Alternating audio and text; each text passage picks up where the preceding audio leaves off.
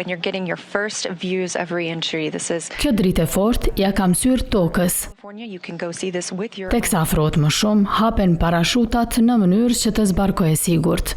Ky mjet në fakt është anija kozmike e SpaceX Dragon Endeavour, që u kthye në tokë pas një udhtimi 11 orësh nga hapësira. in Hawthorne, California to the crew. 4 astronautë që lanë stacionin ndërkombëtar hapësinor një muaj para se që ishte planifikuar kanë zbarkuar në brigjet e Kalifornisë të enjten. Kthimi i tyre i parakohshëm u bë për shkak se njëri prej pjesëtarëve të ekuipazhit u sëmur dhe kishte nevojë për ndihmë mjekësore. Zyrtarët kanë refuzuar të identifikojnë astronautin në fjalë dhe po ashtu të zbulojnë detaje rreth shëndetit të tij. And it looks like our first crew member. NASA njoftoi se misionarët e saj hapësinor, Mike Fink dhe Zina Cartman, japonezi Kim Yayui dhe kozmonauti Oleg Platonov, janë në gjendje të mirë shpirtërore dhe se tani do t'i nënshtrohen kontrolleve mjekësore.